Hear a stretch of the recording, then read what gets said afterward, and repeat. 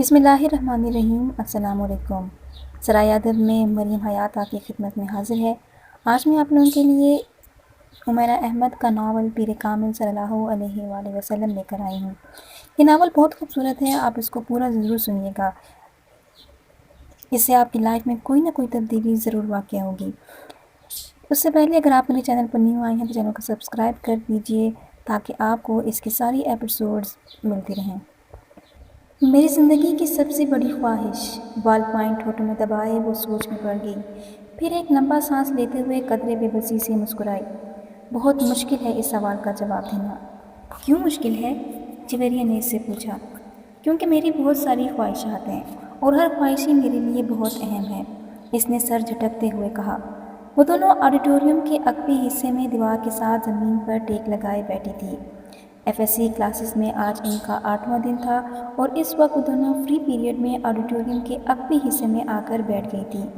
नमकीन मूंगफली के दानों को एक एक करके खाते हुए जवेरिया ने इससे पूछा, तुम्हारी ज़िंदगी की सबसे बड़ी ख्वाहिश क्या है उमामा?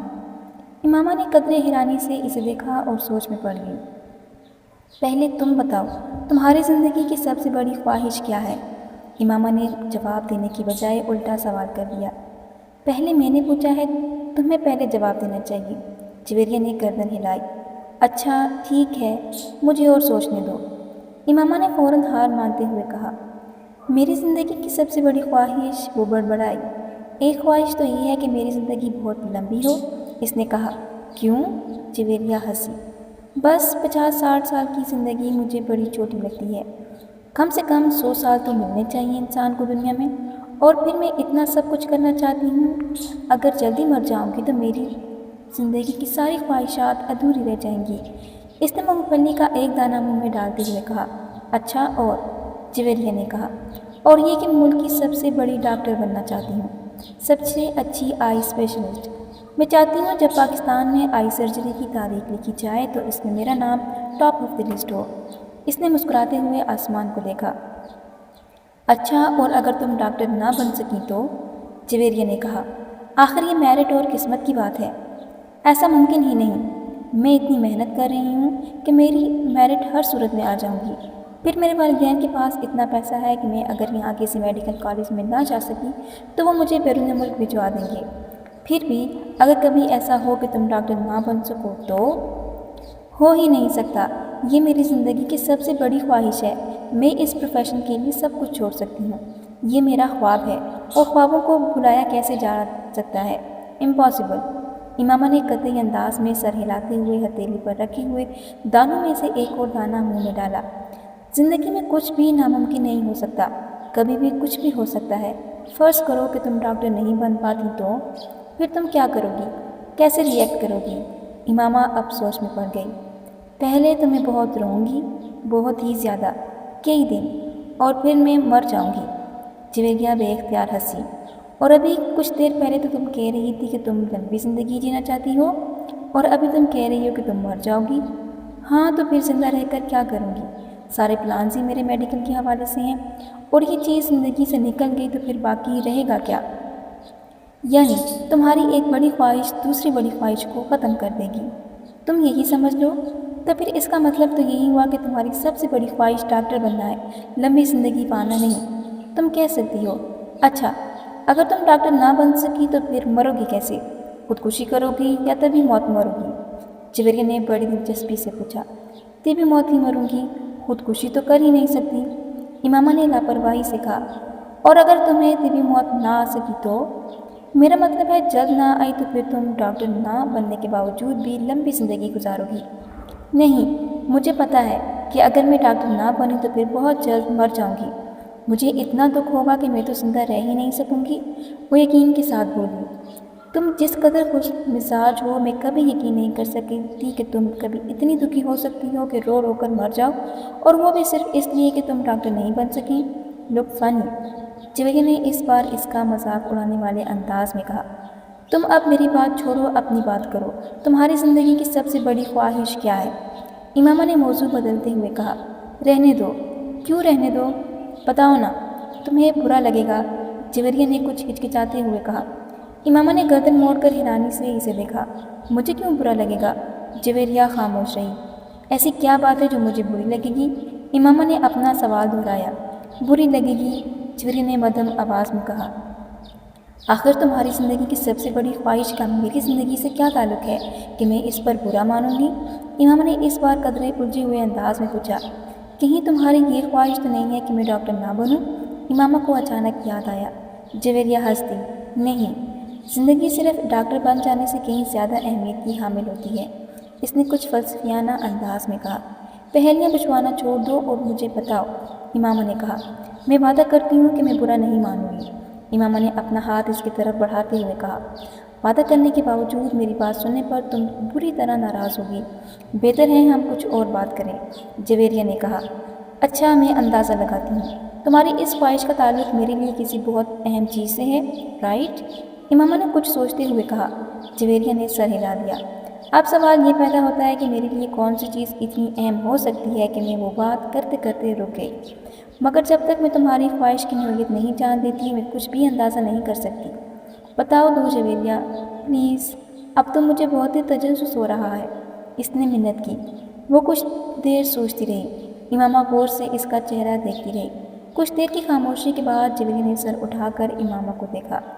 میرے پروفیشن کے علاوہ میری زندگی میں فی الحال جن چیزوں کی اہمیت ہے وہ صرف ایک ہی ہے، اور اگر تم اس کے حوالے سے کچھ کہنا چاہتی ہو تو کہو، میں برا نہیں مانوں گی، امامہ نے سنجیدگی سے کہا۔ جویریہ نے قدرے چونک کر اسے دیکھا۔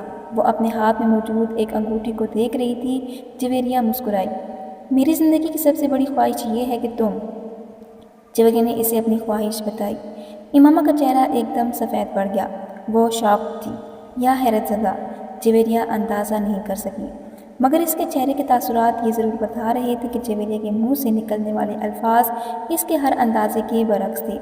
میں نے تم سے کہا تھا نا کہ تم برا مانو گی، جویریہ نے جیسے صفائی پیش کرنے کی کوشش کی، مگر امامہ کچھ کہے بغیر اسے دیکھتی رہی۔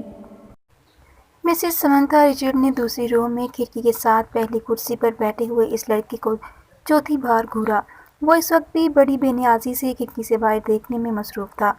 وقتاً فوقتاً وہ باہر سے نظریں ہٹاتا، ایک نظر مسز سمنتھا کو دیکھتا، اس کے بعد پھر اسی طرح باہر جھانکنے لگتا۔ اسلام آباد کے ایک غیر ملکی اسکول میں وہ آج پہلے دن اس کلاس کی بیالوجی پڑھانے کے لیے آئی تھی۔ وہ ایک ڈپلومیٹ کی بیوی تھی اور کچھ دن پہلے ہی اسلام آباد اپنے شوہر کے ساتھ آئی تھی۔ ٹیچنگ ان کا پروفیشن تھا اور جس ملک میں ان کی شوہر کی پوسٹنگ ہوئی وہ وہاں سفارت خانہ سے منسلک اسکولز میں پڑھاتی رہیں۔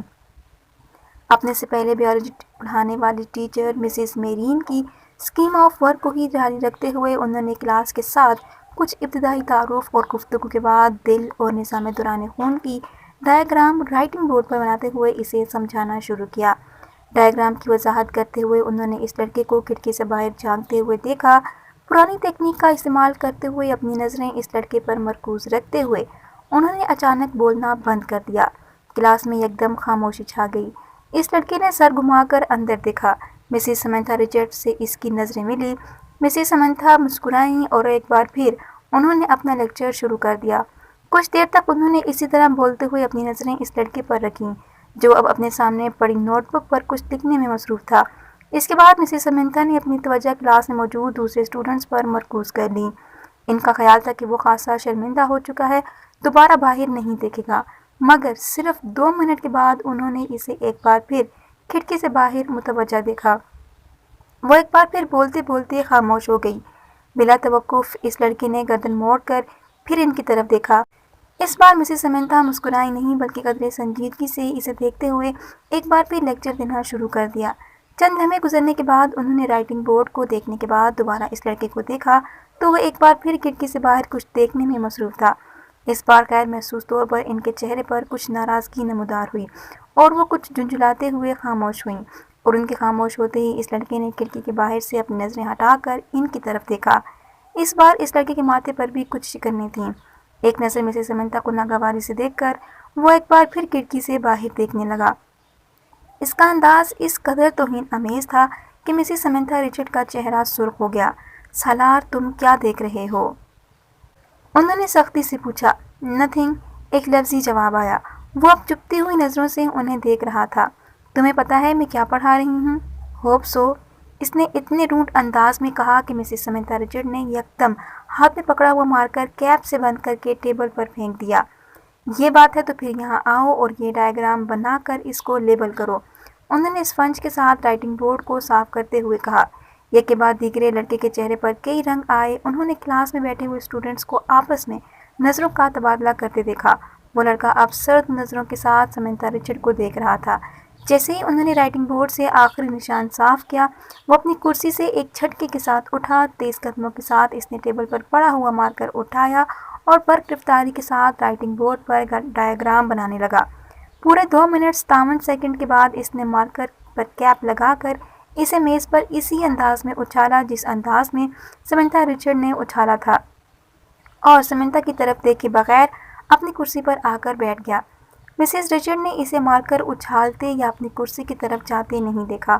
وہ بے یقینی کے عالم میں رائٹنگ بورڈ پر 3 منٹ سے بھی کم عرصے میں بنائے جانے والی اس لیبل ڈائیگرام کو دیکھ رہی تھی، جسے بنانے میں انہوں نے 10 منٹ لیے تھے۔ وہ ان کی ڈائیگرام سے زیادہ اچھی تھی اور کہیں بھی معمولی سی غلطی بھی نہیں ڈھونڈ سکی۔ کچھ خفیف سی ہوتی ہوئی انہوں نے گردن موڑ کر ایک بار پھر اس لڑکے کو دیکھا۔ وہ پھر کھڑکی سے باہر دیکھ رہا تھا۔ وسیم نے تیسری بار دروازے پر دستک دی۔ اس بار اندر سے امامہ کی آواز آئی۔ کون ہے؟ امامہ میں ہوں، دروازہ کھولو۔ وسیم نے دروازے سے اپنا ہاتھ ہٹاتے ہوئے کہا۔ اندر خاموشی چھا گئی۔ کچھ دیر بعد دروازے کا لاک کھلنے کی آواز سنائی دی۔ وسیم نے دروازے کے ہینڈل کو گھما کر دروازہ کھول دیا۔ امامہ اس کی جانب پشت کیے اپنے بیڈ کی طرف بڑھی۔ تمہیں اس وقت کیا کام آن پڑا مجھ سے؟ آخر تم نے اتنی جلدی دروازہ کیوں بند کر لیا تھا؟ ابھی تو 10 بجے ہیں۔ وسیم کمرے میں داخل ہوتے ہوئے بولا۔ بس نیند آ رہی تھی مجھے۔ وہ بیڈ پر بیٹھ گئی۔ وسیم اس کا چہرہ دیکھ کر چونک گیا۔ تم رو رہی تھی؟ بے اختیار اس کے منہ سے نکلا۔ امامہ کی آنکھیں سرخ اور سوجی ہوئی تھی۔ وہ اس سے نظریں چرانے کی کوشش کر رہی تھی۔ نہیں، رو نہیں رہی تھی، بس سر میں کچھ درد ہو رہا تھا۔ امامہ نے مسکرانے کی کوشش کی۔ وسیم نے اس کے پاس بیٹھتے ہوئے اس کا ہاتھ پکڑ کر ٹمپریچر چیک کرنے کی کوشش کی۔ کہیں بخار تو نہیں ہے؟ اس نے کچھ تشویش بھرے انداز میں کہا اور پھر ہاتھ چھوڑ دیا۔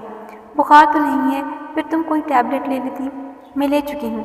اچھا تم سو جاؤ، میں باتیں کرنے آیا تھا مگر اب اس حالت میں کیا باتیں کروں گا تم سے، وسیم نے قدم باہر کی طرف بڑھاتے ہوئے کہا۔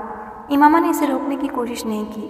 وہ خود بھی اٹھ کے اس کے پیچھے گئی اور وسیم کے باہر نکلتے ہی اس نے دروازے کو پھر لاک کر کے بیڈ پر اوندھے منہ لیٹ کر اس نے تکیے میں منہ چھپا لیا۔ وہ ایک بار پھر ہچکیوں کے ساتھ رو رہی تھی۔ 13 سال کا وہ لڑکا اس وقت ٹی وی پر میوزک شو دیکھنے میں مصروف تھا۔ جب طیبہ نے اندر جھانکا، بے یقینی سے انہوں نے اپنے بیٹے کو دیکھا اور پھر کچھ ناراضگی کے عالم میں اندر چلی آئی۔ یہ کیا ہو رہا ہے؟ انہوں نے اندر آتے ہی کہا۔ ٹی وی دیکھ رہا ہوں۔ اس نے ٹی وی سے نظریں نہیں ہٹائیں۔ ٹی وی دیکھ رہا ہوں؟ فار گاڈ سیک، تمہیں احساس ہے تمہارے پیپرز ہو رہے ہیں؟ طیبہ نے اس کے سامنے آتے ہوئے کہا۔ So what? اس لڑکی نے اس بار کچھ خفگی سے کہا۔ So what? تمہیں اس وقت اپنے کمرے میں کتابوں کے درمیان ہونا چاہیے، نہ کہ یہاں اس بےہودہ شو کے سامنے، طیبہ نے ڈانٹا۔ مجھے جتنا پڑھنا تھا میں پڑھ چکا ہوں، آپ سامنے سے ہٹیں۔ اس کے لہجے میں ناگواری آ گئی۔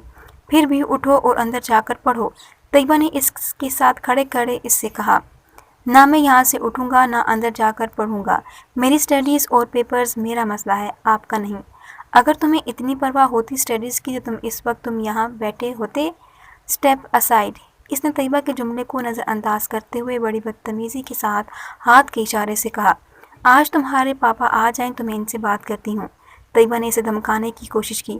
ابھی بات کر لیں؟ کیا ہوگا؟ پاپا کیا کر لیں گے؟ جب میں آپ کو بتا چکا ہوں کہ مجھے جتنی تیاری کرنی ہے میں نے کر لی ہے تو پھر آپ کو کیا مسئلہ ہے؟ یہ تمہارے سالانہ امتحان ہے، تمہیں احساس ہونا چاہیے اس بات کا، طیبہ نے یکدم اپنے لہجے کو نرم کرتے ہوئے کہا۔ میں کوئی 2-4 سال کا بچہ نہیں ہوں کہ میرے آگے پیچھے پھرنا پڑے آپ کو۔ میں اپنے معاملات میں آپ سے زیادہ سمجھدار ہوں، اس لیے 3rd کلاس قسم کے جملے مجھ سے مت بولا کریں۔ ایگزامز ہو رہے ہیں، اسٹڈیز پر دھیان دو، اس وقت تمہیں اپنے کمرے میں ہونا چاہیے۔ میں تمہارے فادر سے بات کروں گی۔ واٹ اے ربش! وہ بات کرتے کرتے غصے میں صوفے سے اٹھ کر کھڑا ہو گیا۔ ہاتھ میں پکڑا ہوا ریموٹ اس نے پوری قوت سے سامنے والی دیوار پر دے مارا اور پاؤں پٹکتا ہوا کمرے سے نکل گیا۔ طیبہ کچھ بے بسی اور خفت کے عالم میں اسے کمرے سے باہر نکلتا ہوا دیکھتی رہی۔ फिलोमिना फ्रांसिस ने अपने हाथ में पकड़े पैकेट मेज़ पर रखते हुए एक नज़र हॉल में दौड़ाई। पेपर शुरू होने में अभी 10 मिनट बाकी थे और हॉल में मौजूद स्टूडेंट्स किताबें, नोट्स और नोटबुक पकड़े तेज़ी से सफ़े आगे पीछे करते इन पर आखिरी नज़रें डाल रहे थे। इनकी जिस्मानी हरकत से इनकी परेशानी और इज़्तिराब का इजहार हो रहा था। फिलोमिना फ्रांसिस के लिए ये एक बहुत मायूस सीन था। फिर इनकी नज़रें हॉल के तकरीबन दरमियान में बैठे हुए सलार पर जा टेलीं। 25 स्टूडेंट्स में इस वक्त वो वाहिद स्टूडेंट था जो इत्मीनान से अपनी कुर्सी पर टांग रखे बैठा था। एक हाथ में स्केल पकड़े आहिस्ता आहिस्ता इसे अपने जूते पर मारते हुए वो इत्मीनान से इधर उधर देख रहा था।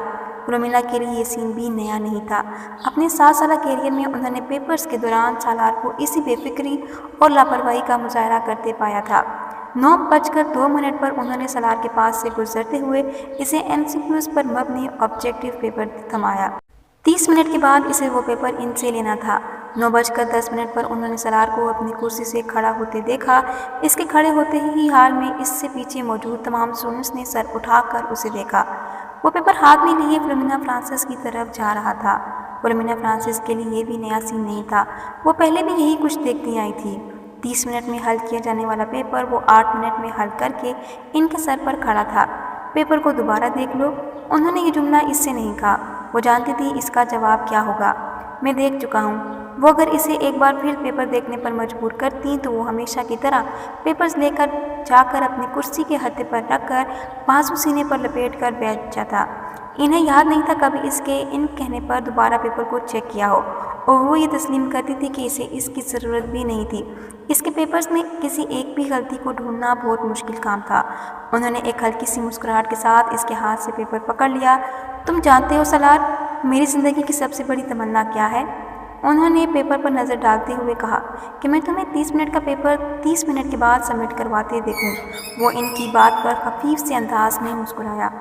आपकी ये ख्वाहिश इस सूरत में पूरी हो सकती है मैम, अगर मैं ये पेपर 150 साल की उम्र में हल करने बैठूं। नहीं, मेरा ख्याल है 150 साल की उम्र में तुम ये पेपर 10 मिनट में हल करोगे। इस बार वो हंसा और वापस मुड़ गया। फिलोमिना फ्रांसिस ने एक नज़र इसके पेपर के सफ़ात को उलट पुलट कर देखा। एक सरसरी सी नज़र भी उन्हें बताने के लिए काफ़ी थी कि वो इस पेपर में कितने नंबर गंवाएगा। 0।